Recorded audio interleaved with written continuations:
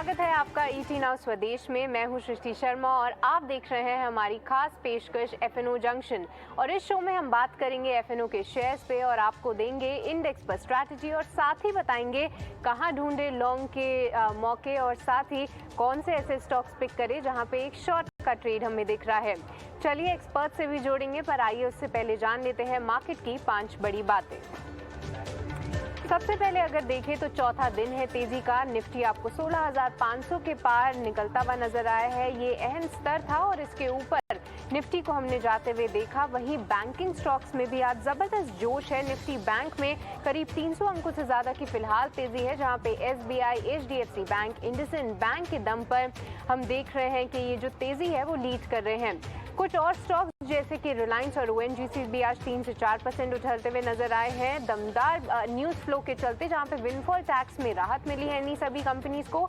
और उसके बाद अगर कुछ सेक्टर्स की बात करें तो सभी सेक्टर्स में आज खरीदारी देखने को मिली है और इसमें आईटी जो है वो लीड करता हुआ नजर आ रहा है। मार्केट्स को सपोर्ट मिल रहा है इंडिया विक्स से भी, जहां पे हम देख रहे हैं आज फिर से मार्केट की तेजी के दौरान इंडिया विक्स में करीब 2% की गिरावट देखने को मिली है और वो 17 का जो लेवल है उसके नीचे इंडिया विक्स पे चलता हुआ नजर आया है। और देखना काफी अहम होगा कि किस तरीके से इंडिया विक्स की जो है चाल हम आगे देखते हैं। पर चलिए आज की आपको रणनीति बताएंगे, कौन से स्टॉक्स और सेक्टर्स आपको फोकस में रखने हैं वो भी चर्चा करेंगे। बट उससे पहले रोज की तरह आपको बताते हैं क्या रहा कल के इस शो में। इस जो रिपोर्ट कार्ड है वो देखने को मिला। कल आपको कई सारी हिट कॉल्स हमें बताई गई। हमारे साथ प्रशांत सावंत जी जुड़े थे। सबसे पहले शुरुआत करते हैं उन स्टॉक से जहां पे आपने सबसे ज़्यादा रिटर्न कमाया। उनको वेदांता पसंद आ रहा था और कल के में हमने देखा एक म्यूटेड सेशन था, पर आज जो डिविडेंड का ऐलान हुआ है उससे वो तेज़ी 5% हमें वेदांता में देखने को मिली और कुल मिला के आपने करीब 6% का रिटर्न कमाया। कल इसी शो के दौरान हमने एस्कॉर्ट्स भी आपके लिए हाईलाइट किया था, कैसे वो 200 डे मूविंग एवरेज के ऊपर निकलता हुआ नजर आया। वहाँ पे 3% की तेजी थी जब हमने शो में हमने उसकी चर्चा की थी और दिन के खत्म होते होते तक 6% की तेजी हमने एस्कॉर्ट्स में आते हुए देखी और कुल मिला के आपने इस पे 3% का रिटर्न कमाया। जीएनएफसी में करीब 3% का रिटर्न हमारे सभी दर्शकों को मिला। वहीं आईटी काउंटर्स जैसे कि आज उछल रहे थे, कल हमने बिरला सॉफ्ट की चर्चा की थी। शॉर्ट कवरिंग का एक ये कैंडिडेट था और आपने वहाँ पे 3% का रिटर्न कमाया। बैंकिंग स्पेस से फेडरल बैंक भी 2% की आपको तेजी देके गया। वहीं ब्रिटानिया में भी 1.5 रिटर्न्स का आपने कमाया। तो लिस्ट काफ़ी लंबी है और आज के लिए चलिए अब तैयारी करते हैं और आज हमारे एक्सपर्ट को जोड़ेंगे। और आज हमारे साथ क्वांटिफाई कैपिटल के सौरभ सिसोदिया जी जुड़ चुके हैं। हाय सौरभ, वेरी गुड आफ्टरनून आपको। स्वागत है आपका ईटी नाउ स्वदेश पे। सबसे पहले हम आपसे जो है इंडेक्स पे ही स्ट्रैटेजी जानना चाहेंगे, पर उससे आपसे एक सवाल लेने से पहले एक बार दर्शकों को दिखा देते हैं किस तरीके का डेटा बिल्डअप होते हुए हम देख रहे हैं निफ्टी और बैंक निफ्टी में। अगर निफ्टी की बात करें तो आज करीब डबल सेंचुरी लगाता हुआ दिख रहा है और जो ओआई चेंज है वो पॉजिटिव ही है। यहाँ पे हम देख रहे हैं कि 0.73 का एक ओआई एडिशन होते हुए हमने देखा है। यहाँ पे अगर वीवैप निकाले तो 16,531 यानी मौजूदा स्तर पे ही निकल कर आ रहा है। काफ़ी इंटरेस्टिंग होगा वॉच करना कि इससे ऊपर जाता है निफ्टी या इन्हीं लेवल्स को सस्टेन करता है। पर ओवरऑल जो ट्रेंड है वो पॉजिटिव है और ये सिग्नल आपको खरीदारी का ही दे रहा है। रेजिस्टेंस 50 अंक ऊपर 16,600 पे निकल कर आ रहा है और नीचे अगर देखें तो 16,500 और 400 अहम सपोर्ट निकल कर आ रहे हैं। वहीं निफ्टी बैंक निफ्टी के मुकाबले थोड़ा सा ज़्यादा मजबूती दिखा रहा है कई दिनों से। यहाँ पे ओआई चेंज भी पॉजिटिव ही तरफ है। 2.3% का ओआई एडिशन हुआ है। यहाँ पे रिस्क रिवॉर्ड के लिहाज से इसका वीवैप 36,100 पे निकल के आया है। निफ्टी बैंक भी अपने वीवैप के स्तरों पे ही है। काफ़ी इंटरेस्टिंग होगा किस तरीके से इसकी चाल रहती है। डिसाइसिवली हम इसे क्रॉस करते हैं या इन स्तरों से थोड़ी सी बिकवाली आती है, बट ओवरऑल जो ट्रेंड है वो आपको पॉजिटिव की ही तरफ खरीदारी का ही दिखा रहा है। और इसके रेजिस्टेंस 36,200 और 300 निकल के आ रहे हैं। वहीं नीचे में 59,900 का सपोर्ट है। तो ये थी निफ्टी और बैंक निफ्टी की बात। पर आइए जानते हैं हमारे गेस्ट से कि वो किस तरीके से देख रहे हैं आगे मार्केट्स की चाल। हाय सौरभ, आपसे जानना चाहेंगे कि किस तरीके के लेवल्स आने वाले समय में ध्यान रखें। हम जानते हैं कि कल जब हमने आपसे 10:30 के शो में कनेक्ट किया था, आपने बैंक निफ्टी का एक एग्रेसिव 37,000 का टारगेट दिया था। क्या वो आते हुए आप देख रहे हैं? गुड आफ्टरनून सृष्टि। जैसा कि मैंने कल के शो में भी कहा था कि दोनों इंडाइसेस पे आउटलुक काफी पॉजिटिव है। इनफैक्ट 36,000 का एक जो शॉर्ट टर्म टारगेट था वो तो आज के सेशन में आते हुए देखने मिल गया है। अभी भी अगर हम डेटा देखें तो आज के सेशन में 16,500 maximum put open interest Nifty में और बैंक निफ्टी में 36,000। ये जनरली इतना एग्रेसिव पुट राइटर्स नहीं होते हैं, तो आज के सेशन में एकदम नियर स्ट्राइक्स पे ही मैक्सिमम पुट ओपन इंटरेस्ट आ गया। तो मेरा मानना है कोई भी गिरावट आए बिल्कुल बाइंग करने की सलाह होगी। आई थिंक 37 तक के टारगेट्स आई थिंक अगले 3 से 4 दिनों में देखने मिल सकते हैं और आई थिंक उसके बाद हमें वापस टारगेट्स रिवाइज करने पड़ेंगे। तो मेरा मानना है जिस तरीके से डेटा बिल्टअप हो रहा है, निफ्टी में एक शॉर्ट कवरिंग हो रही है, फ्यूचर्स में ओआई एडिशन कम हो रहा है और निफ्टी बढ़ रहा है, बैंक निफ्टी में ऑलरेडी लॉन्ग बिल्टअप हुआ है। तो मेरा मानना है जिस तरीके से डेटा करंटली है, फाइनेंशियल से सपोर्ट है, बाकी स्टॉक्स भी सपोर्ट कर रहे हैं। मैं अगर सरप्राइज नहीं रहूंगा अगर हम 37,000 का लेवल अगले 2 से 3 दिनों में ही देखते हैं। ओके तो 2 से 3 दिन में बैंक निफ्टी पे 37,000 के भी टारगेट्स देख सकते हैं, पर उसके लिए जो बाय ऑन डिक्लाइंस है उसकी आपको स्ट्रैटेजी अपनानी पड़ेगी। कई सारे फैक्टर्स रहते हैं, पर एक एग्रेसिव टारगेट सौरभ की तरफ से अच्छा मोमेंटम कैच करते हुए हमने देखा है बैंक निफ्टी के इंडेक्स को। पर चलिए अब शो को आगे बढ़ाते हैं और एक एक करके लाएंगे अलग अलग कैटेगरीज में आपके लिए शेयर। और सबसे पहले आइए जानते हैं कौन से हैं वो स्टॉक्स जहाँ पे हम लॉन्ग बिल्डअप होता हुआ देख रहे हैं।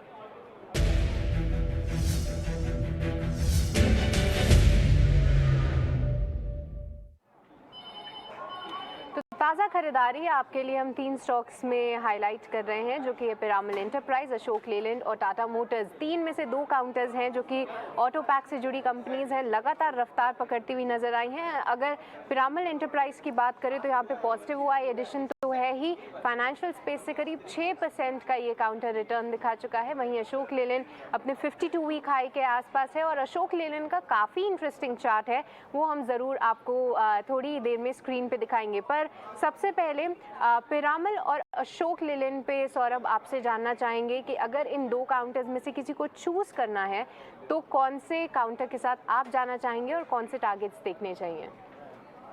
अगर एक डायरेक्शनल ट्रेड लेनी होगी तो मैं अशोक लेलैंड के साथ चाहूंगा। अशोक लेलैंड में अगर हम देखेंगे तो 8 जुलाई को एक गिरावट आई थी, एक अच्छा सेलिंग प्रेशर देखने मिला था जब स्टॉक ने नया हाइट हिट किया था। उसके बाद स्टॉक ने लोअर लेवल्स पे एक बेस बनाया है, 20 मूविंग एवरेज के पास एक सपोर्ट लिया है और आज के सेशन में उस हाई को क्रॉस किया है, एक न्यू 52 वीक हाई हिट किया है। तो मेरा मानना है डेटा इंडिकेट कर रहा है कि इस स्टॉक में और बड़े टारगेट्स देखने मिल सकते हैं। ऑटो सेक्टर में ऑलरेडी अच्छा मोमेंटम है, तो मैं अशोक लेलैंड मुझे करंट लेवल्स पे काफी अट्रैक्टिव लग रहा है। एक 147 का स्टॉप लॉस मेंटेन करके लॉन्ग पोजीशन बनाई जा सकती है। आई थिंक इन 1 से 2 दिनों में 155 के लेवल्स इस स्टॉक में आते हुए देखने मिल सकते हैं। ठीक है, तो अशोक लेलैंड में 1 से 2 दिन के लिहाज से 155 के आप टारगेट्स ध्यान में रखें। यहाँ पे 147 का आपको एक स्टॉप लॉस मेंटेन करना है। हमने टाटा मोटर्स भी आपके लिए हाईलाइट किया था, यहाँ पे आज एक पॉजिटिव हुआ एडिशन होते हुए देख रहे हैं।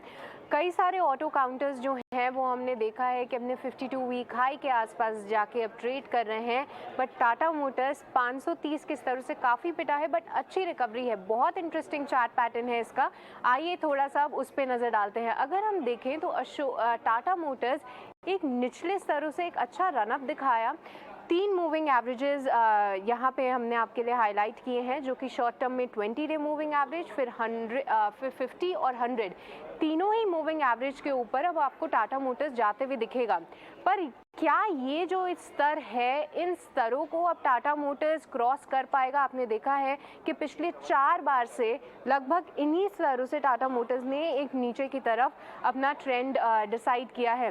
सौरभ, आपसे सवाल ये है कि जिस तरीके का डेटा बिल्डअप हो रहा है और जिस तरीके का मूव है, आपको लगता है कि टाटा मोटर्स इन स्तरों को अब डिसाइसिवली क्रॉस करेगा या फिर यहाँ पे थोड़ा सा वेट एंड वॉच की स्ट्रैटेजी अपनानी चाहिए और थोड़े समय बाद एक ट्रेड लेना यहाँ पे थोड़ा ज़्यादा लाजमी होगा? आपकी क्या रणनीति है इस पे?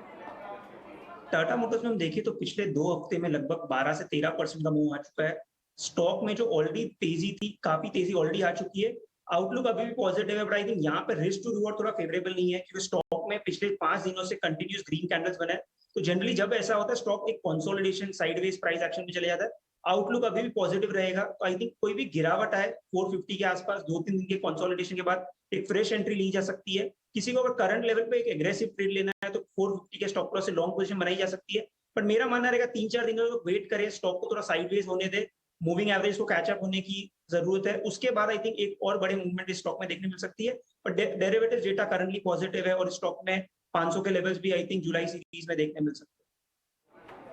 ओके तो टारगेट्स बड़े हैं बट उसके लिए आपको 3 से 4 दिन का वेट करना पड़ेगा। हमने आपके लिए हाईलाइट किया कैसे कि अपने की रेजिस्टेंस के पास फिलहाल ये काउंटर जो है ट्रेड कर रहा है। आने वाले समय में 500 के भी टारगेट्स देखेंगे और अगर एग्रेसिव ट्रेड करना है तो 440 का आप यहाँ पे स्टॉप लॉस लगा सकते हैं। चलिए अब आपको दिखाते हैं कौन से हैं वो स्टॉक्स जहाँ पे हम शॉर्ट कवरिंग होते हुए देख रहे हैं। 2 स्टॉक्स हम आपके लिए लेकर आए हैं। सबसे पहले निफ्टी का दिग्गज रिलायंस और दूसरा गोदरेज प्रॉपर्टीज। रिलायंस में तो खबर के दम पे हमने देखा है कि कहीं ना कहीं निफ्टी में काफ़ी अच्छी तेज़ी देखने को मिल रही थी पर रिलायंस से सपोर्ट नहीं मिला था। विंडफॉल टैक्स हटने के बाद जब ये खबर आई मार्केट में, रिलायंस ने शुरुआत ही करीब 3% से की और तब से लेकर अब तक कहीं ना कहीं अपने ये गेन्स होल्ड कर रहा है। सौरभ, आपसे ही जानना चाहेंगे कि रिलायंस ने जो डिसाइसिवली 2460 का एक लेवल आज जो क्रॉस किया है, कई समय से वो एक हर्डल बना हुआ था 2440 2460 के आसपास, वो क्रॉस नहीं कर पा रहा था। आज जो एक शॉर्ट कवरिंग का सहारा मिला है, क्या ये रिलायंस को और ऊपर लेके जा सकता है? बिल्कुल सृष्टि, रिलायंस का अगर हम देखें पिछले 2 हफ्ते पहले जो एक गिरावट आई थी विंडफॉल टैक्स के चलते हुए, उस कैंडल के बाद वो रिलायंस पिछले 10 से 15 दिनों से एक साइडवेज प्राइस एक्शन में चला गया। तो जनरली ये इंडिकेट कर रहा है कि जो बेयर्स थे वो अपनी स्ट्रेंथ लूज कर रहे हैं। रिलायंस के स्टॉक ने 2400 के आसपास एक अच्छा बेस बना लिया है और आज के सेशन में अगर डेरिवेटिव्स डेटा देखें तो 2500 का जो कॉल ऑप्शन था वहां पे मैक्सिमम कॉल राइटिंग थी और आज के सेशन में वहां पे अनवाइंडिंग देखने मिली है। तो मेरा मानना है रिलायंस में कोई भी गिरावट है बिल्कुल बाइंग की जा सकती है। यहाँ से मुझे बड़ा डाउनसाइड नहीं लग रहा है रिलायंस में। तो एक 2480 का स्टॉप लॉस मेंटेन करके रिलायंस में लॉन्ग पोजीशन बनाई जा सकती है। आई थिंक 2550 के टारगेट्स रिलायंस में इन द नियर टर्म आते हुए देखने मिल सकते हैं। ठीक है, तो 2480 का यहाँ पे एक स्टॉप लॉस लगाइए। 2550 यहाँ पे रिलायंस के लिए आप टारगेट्स ध्यान में रख सकते हैं। पर सौरभ, दूसरा काउंटर है गोदरेज प्रॉपर्टीज़।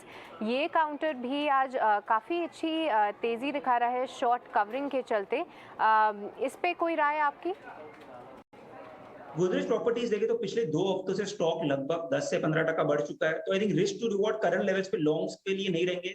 इनफैक्ट जिनके पास ऑलरेडी पोजीशन है यहाँ पे मुनाफा बनने की जरूरत है बिकॉज ऑन द अपसाइड एक 200 डे मूविंग एवरेज है, उसका रेजिस्टेंस भी है और जो 1450 का लेवल एक काफी क्रूशियल हर्डल है। तो आई थिंक यहाँ पे एक प्रॉफिट बुकिंग की सलाह रहेगी। स्टॉक में कंसोलिडेशन होता है, वापस 1400 के आसपास एक बेस बनाता है, तो एक फ्रेश एंट्री की सलाह रहेगी। पर जिन्होंने पहले नीचे के लेवल्स पे लिया है यहाँ पे एग्जिट की रहेगी बिकॉज ऑलरेडी 1-2 हफ्ते में स्टॉक में अच्छा मोमेंटम ऑन द अपसाइड देखने मिल चुका है। ठीक है, तो ये थी आपके लिए गोदरेज प्रॉपर्टीज़ पे भी जो लेवल ध्यान में रखने हैं वो सौरभ ने बताए। बट मार्केट में तो तेज़ी है ही, बट कुछ काउंटर्स में जो है हम बिकवाली भी होते हुए देख रहे हैं। और अब एफएनओ स्पेस से आपको दिखाते हैं कौन से हैं वो काउंटर्स जहाँ पे हम ताज़ा बिकवाली डेटा के दम पे आपको बताएंगे।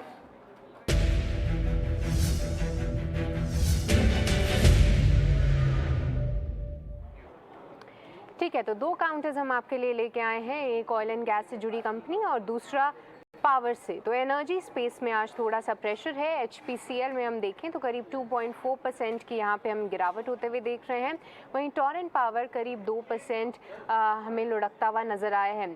सौरभ, ये दोनों ही काउंटर्स आज तेज़ बाज़ार में भी जो है गिरावट का ट्रेंड दिखा रहे हैं। यहाँ पे शॉर्ट बिल्डअप होते हुए हम देख रहे हैं, नए शॉर्ट्स आ रहे हैं। कैसे देखना चाहिए? क्या कुछ लेवल्स हैं जो कि ये काउंटर ब्रीच करते हुए नज़र आए हैं और ट्रेड के लिहाज से क्या कुछ टारगेट्स इसमें देखने चाहिए? पहले हम एचपीसीएल की अगर बात करें तो एचपीसीएल में हम देख सकते हैं कि ओवरऑल जो ट्रेंड था नेगेटिव था। स्टॉक में लगभग 350 के लेवल से कंटिन्यूस सेलिंग प्रेशर देखने मिला। पिछले एक हफ्ते से स्टॉक में हालांकि एक बाउंस देखने मिला है, पर स्टॉक में जो 245 का लेवल है एक स्ट्रॉन्ग हर्डल है। तो मेरा मानना है यहाँ पे रिस्क टू रिवॉर्ड फेवरेबल है। अगर किसी को फ्रेश शॉर्ट भी बनाना है तो आई थिंक यहाँ पे 240 के स्टॉप लॉस से एचपीसीएल में शॉर्ट ट्रेड भी बनाई जा सकती है। I think on the down side 225 के लेवल्स एचपीसीएल में आते हुए देखने मिल सकते हैं। और टोरेंट पावर में आई थिंक बात करें तो स्टॉक में एक अच्छा मोमेंटम ऑन द अपसाइड देखने मिला था। उसके बाद आज की जो कैंडल है उसको बेरिश एंगल्फिंग कैंडल है, जिसने कल का हाई ब्रेक किया और कल का लो भी ब्रेक किया है। तो ये जनरली एक नियर टर्म टॉप का संकेत होता है। कोई भी बड़ी ट्रेंड के बाद एक रिवर्सल का संकेत होता है। तो मेरा मानना है टोरेंट पावर में भी यहाँ पे शॉर्ट किया जा सकता है because risk to reward favourable है। एक 520 का स्टॉप लॉस मेंटेन करके टोरेंट पावर में भी शॉर्ट पोजीशन बनाई जा सकती है। I think on the downside 490 के लेवल्स टोरेंट पावर में नियर टर्म में देखने मिल सकते हैं। ठीक है, जो दोनों ही काउंटर्स में HPCL और टोरेंट पावर पे आपको टारगेट्स बताए गए हैं और साथ ही स्टॉप लॉस भी सौरभ ने बताया है, तो वो आप ध्यान में रखिए। पर सौरभ, एक मेरा आपसे सवाल ये भी होगा कि देखिए मार्केट में तो तेज़ी है ही और मार्केट में आपके टारगेट्स भी काफ़ी एग्रेसिव हैं, बट अगर किसी को थोड़ा सा हेज करके चलना चाहिए तो क्या कोई शॉर्ट का भी कैंडिडेट आपके नज़र में है? मुझे HDFC लाइफ का स्टॉक पसंद आ रहा है द शॉर्ट साइड। कल जैसा कि रिजल्ट्स आए, रिजल्ट्स के बाद कल मैंने डिस्कस भी किया था, 530 का लेवल एक क्रूशियल सपोर्ट है। आज के जैसे स्टॉक ने उसको ब्रेक किया है। रिजल्ट्स के चलते हुए भी स्टॉक में एक सेलिंग प्रेशर कंटिन्यूस बरकरार है। तो मेरा मानना है जिस तरीके से स्टॉक में momentum on the upside fizzle out हो रहा है, यहाँ पे फ्रेश शॉर्ट भी बनाया जा सकता है। एक 532 का स्टॉप लॉस मेंटेन करके शॉर्ट पोजीशन HDFC लाइफ में बनाई जा सकती है। I think on the down side 510 के लेवल्स नियर टर्म में आते हुए देखने मिल सकते हैं। ठीक है, तो HDFC लाइफ नतीजों के बाद थोड़ा सा गिरावट ज़रूर दिखा रहा है और यहाँ पे आप एक शॉर्ट का ट्रेड भी ले सकते हैं। यहाँ पे आपको 225 के टारगेट्स, माफ़ कीजिएगा, ये जो HDFC लाइफ के जो टारगेट्स हैं वो आपको सौरभ ने बताए हैं, जो कि 510 का आप यहाँ पे टारगेट्स रख सकते हैं और 532 का यहाँ पे आपको एक स्टॉप लॉस लगाना है। पर चलिए अब आपको बताते हैं कौन से ऐसे वो स्टॉक्स जहाँ पे हम लॉन्ग बिल्डअप मतलब तेज़ी होते हुए देख रहे हैं, और इसके लिए आइए जानते हैं कौन से हैं वो स्टॉक्स।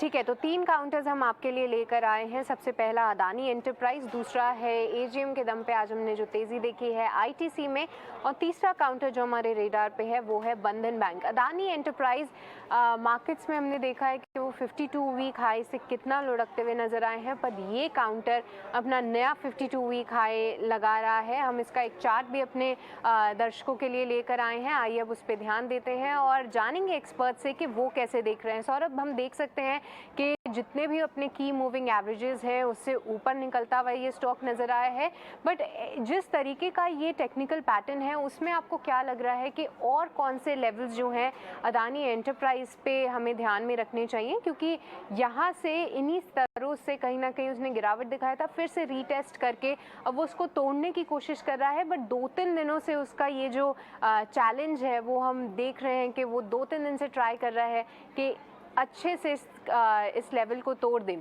क्या यहाँ से एक और अपसाइड हमें देखनी चाहिए या इन स्तरों पे थोड़ा सा वेट एंड वॉच की स्ट्रैटेजी अपनानी चाहिए? आप इस पे क्या सजेशन देंगे? अडानी एंटरप्राइज को देखें तो ये स्टॉक जब चलता है तब काफी तेज चलता है। इनफैक्ट जब पिछली बार जब ये स्टॉक चला था तो सीधा 1200 से 2400 तक वन स्टॉप नॉन स्टॉप गया था, और उसके बाद हम स्टॉक में देंगे 2400 के आसपास हिट होने के बाद पिछली बार स्टॉक में गिरावट देखने मिली थी, पर स्टॉक ने 2200-2300 के लेवल पे एक अच्छा बेस बनाया है और आज के सेशन में जो रेजिस्टेंस था उसको ब्रेक किया है। तो मेरा मानना है आउटलुक पॉजिटिव है, पर ये ट्रेड जो एग्रेसिव ट्रेडर्स है उनके लिए ही होगा, because risk to reward like I think stop loss काफी बड़ा है। तो यहाँ पे लॉन्ग पोजीशन बिल्कुल बनाई जा सकती है। एक 2410 का स्टॉप लॉस मेंटेन करके फ्रेश लॉन्ग भी बनाए जा सकते हैं। आई थिंक ऑन द अपसाइड 2500 एक फर्स्ट हर्डल है, वहां तक एक तेजी देखने मिल सकती है। आई थिंक 2500 का लेवल क्रॉस होता है तो 2600 के टारगेट्स भी अडानी में देखने मिल सकते हैं। काउंटर थोड़ा वॉलेटाइल है तो स्टॉप लॉस थोड़े बड़े रखने होंगे, तो 2400 के स्टॉप लॉस से फ्रेश लॉन्ग्स बिल्कुल बनाए जा सकते हैं। ठीक है, तो अदानी एंटरप्राइज यहाँ पे 2500 और 2600 के टारगेट्स ये काउंटर दिखा सकता है, पर यहाँ पे आपको स्टॉप लॉस 2410 रुपीज़ का यहाँ पे आपको लगाना है। तो ये आप पर्टिकुलर काउंटर जो है ज़रूर ध्यान में रखिए। पर चलिए और भी कुछ स्टॉक्स पे चर्चा करेंगे, बट उससे पहले विप्रो के आज नतीजे आने वाले हैं और क्या कुछ अनुमान लगाया जा रहा है इस IT दिग्गज से, ये बताने के लिए हमारे साथ पूजा त्रिपाठी जुड़ चुकी हैं। पूजा, बताइए क्या है उम्मीदें विप्रो के नतीजों से? विप्रो के नतीजों की बात करें तो हमारा जो अनुमान कह रहा है उसमें रूपी टर्म्स में आय में 3.3% की ग्रोथ देखने को मिल सकती है। जो डॉलर आय रहेगी वहाँ पर करीब 1.5% की ग्रोथ एक्सपेक्टेड है, और जो नंबर्स आएंगे वो गाइडेंस की अगर बात करें, जो गाइडेंस दी थी कंपनी ने उसके लोअर साइड में आ सकता है, यानी कि 2748 या 2760 डॉलर के आसपास ये आंकड़ा आ सकता है। इसके अलावा जो IT सर्विस में एबिट मार्जिन के नंबर्स हैं वहाँ पर भी हल्की कमजोरी नजर आएगी। मुनाफा भी 4% घट सकता है कंपनी का।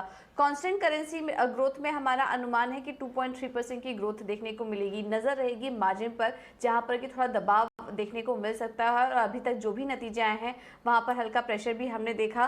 ट्रैवल कॉस्ट बढ़े रहेंगे और सप्लाई साइड प्रेशर भी रहेगा, लेकिन रुपये में जो इस वक्त गिरावट आ रही है, कमजोरी आ रही है, उसका फायदा कंपनी के नतीजों में मिलता हुआ दिखाई देगा।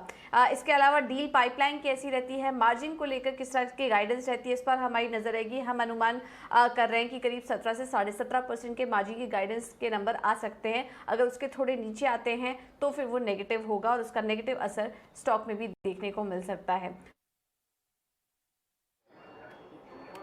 ठीक है, तो विप्रो में ये थे नतीजों का अनुमान, बट इसके बीच में एक काफ़ी अहम खबर आई है जहां पे रेस्टोरेंट्स को सर्विस चार्ज पर राहत दे दी गई है। ये एक हाई कोर्ट से उन्होंने एक स्टे लगाया है, दिल्ली हाई कोर्ट ने, जो सर्विस चार्ज नहीं वसूलने के फैसले पर उन्होंने रोक लगाई है। कैसे देखा जाए इसको, इस खबर को, आइए इस पर चर्चा करते हैं। और इसके लिए हमारे साथ स्पेशलिटी रेस्टोरेंट्स के CMD अंजन चैटर्जी जी जुड़ चुके हैं। नमस्कार अंजन जी, कैसे देख रहे हैं आप इस खबर को और क्या कुछ इम्पैक्ट हमें देखने को मिल सकता है सभी रेस्टोरेंट्स चेन पे? नमस्कार। देखिए, ये जो मूव था गवर्नमेंट ऑफ इंडिया का, जो उन्होंने थोड़ा सा मुझे लगा थोड़ा फेयर नहीं था, और हम सबको लगा, NRAI always believes in being fair. हम सर्विस चार्ज वर्ल्ड में हर जगह पे लगता है। मैं इस वक्त लंदन से बोल रहा हूँ, हमारा नया रेस्टोरेंट चौरंगी खुला है, वहाँ पे 12.5 लिया जाता है। कोई शिकन तक नहीं होती किसी के मतलब एक्सप्रेशन में, बिकॉज दे ऑल एक्सेप्टेड। ये जो पैसा है, हमारे जो लोग काम करते हैं, सर्विस देते हैं, उनके पास जाता है। And the point is that service का मतलब ये होता है कि हम किचन से ले आके सीधा साइड बोर्ड पे नहीं रखते हैं, हम सर्विस करते हैं, लोग उनको लुक आफ्टर करते हैं, and it need is done. Now ये पैसा टिप्स के फॉर्म में पहले आता था हिस्टोरिकली। कई लोग टिप्स देना भूल जाते हैं, कई लोग दे नहीं सकते, देते नहीं है। हम इतने बड़े डिस्क्रिशनरी लेवल पे जा रहे हैं कि हम पहले प्लेकार्ड है हमारे हर रेस्टोरेंट के बाद कि हम लोग 10% सर्विस चार्ज लगा रहे हैं। अंदर आने के बाद हर पेज पे, हर पन्ने पे हमने लिखा है कि 10% सर्विस चार्ज है। We are making you aware when you are looking at the menu. उसके बाद अगर किसी कंज्यूमर ने, गेस्ट ने ना कही कि भाई हम नहीं देना चाहते, उसको भी हम रिवर्स कर रहे हैं। तो आज की डेट में मुझे लगता है कि इतने सारे ऑप्शंस रहते हुए हमने कभी जबरदस्ती नहीं की है। This is a level at which we have been working. तो ये मुझे लगा था थोड़ा सा ठीक नहीं हुआ था। तो देखिए, हम अपने लेजिटिमेट राइट को अपनी जगह रखने के लिए तो जुडिशरी है। I am very happy that the honourable court has granted us this particular relief. And एक और बात वहां पे होगी, आपने देखा होगा कि उसमें एक फाइन प्रिंट पे लिखा है कि ऑन डिलीवरी नहीं चार्ज किया जाएगा। तो just for the information of all consumers and your viewers, delivery में कभी चार्ज नहीं किया जा सकता था, क्योंकि डिलीवरी में हमारी कोई सर्विस नहीं है, एग्रीगेटर सर्विस देता है। जी हाँ जी, तो ये एक काफ़ी अच्छी राहत के बाद पूरे सर्विस चेन ने भी अपनी वॉइस उठाई और उस पर हाई कोर्ट का भी काफ़ी राहत वाला फैसला आया। धन्यवाद अंजन जी आपका हमारे साथ जुड़ने के लिए और इस खबर पे अपना पर्सपेक्टिव देने के लिए। आगे जब हियरिंग होगी तो फिर से एक नज़र हमारी इस पे बनी रहेगी। पर हमें कई सारे और स्टॉक्स करने थे डिस्कस, पर यहीं पे शो को समाप्त करने का वक्त हो चला है। पर सौरभ, जाने से पहले हम आपसे जानना चाहेंगे कौन से हैं वो स्टॉक्स जो कि हैं आपके रेडार पे? मुझे ऑटो सेक्टर काफी पसंद आ रहा है। ऑटो सेक्टर में देखिए तो एक अच्छा मोमेंटम देखने मिला है। काफी ऑटो स्टॉक्स ने आज एक फ्रेश न्यू हाई हिट की है। तो उसी सेक्टर से मारुति मेरा पिक रहेगा। मारुति की स्पेसिफिकली बात करें तो ओवरऑल ट्रेंड पॉजिटिव है। कंटिन्यू स्टॉक हायर राइज मार रहा है, लोअर लेवल्स पे अच्छा बेस बनाया है। डेरिवेटिव्स डेटा भी काफी पॉजिटिव, तो आई थिंक मारुति में एक बड़ा मोमेंटम ऑन द अपसाइड देखने मिल सकता है। एक 8750 का स्टॉप लॉस मेंटेन करके लॉन्ग पोजीशन बनाई जा सकती है। ऑन द अपसाइड मेरा मानना है 9000 के टारगेट्स इस स्टॉक में आते हुए देखने मिल सकते हैं। और मेरा दूसरा पिक एफएमसीजी काउंटर से रहेगा। आज के सेशन में देखें तो निफ्टी एफएमसीजी ने एक फ्रेश हाई हिट किया है। पर मारिको की बात करें तो ये स्टॉक एक लेगार्ड की तरह एक्ट कर रहा है, काफी टाइम से कंसोलिडेशन में चला गया है। तो मेरा मानना इस स्टॉक में मोमेंटम आते हुए देखने मिल सकता है इन द नियर टर्म। आज के समय स्टॉक अपने 200 डे मूविंग एवरेज के ऊपर कंसोलिडेट कर रहा है। तो आई थिंक मारिको में आगे जाते हुए मोमेंटम बढ़ सकता है। 505 का स्टॉप लॉस मेंटेन करके फ्रेश लॉन्ग बनाए जा सकते हैं। आई थिंक नियर टर्म में 520 के लेवल्स मैरिको में आते हुए देखने मिल सकते हैं। ठीक है, तो मारुति पसंद आ रहा है 9,000 के टारगेट्स के लिए, वही मैरिको में 520 के टारगेट्स आप ध्यान में रखिए और स्टॉप लॉस आपकी स्क्रीन पे फ्लैश हो रहा है। सौरभ, आपका बहुत बहुत शुक्रिया हमारे साथ जुड़ने के लिए और सभी एफएनओ स्टॉक्स पे डिस्कशन के लिए। पर एफएनओ जंक्शन में फिलहाल इतना ही, बट मार्केट के और अपडेट के लिए आप बने रहिए 18 स्वदेश।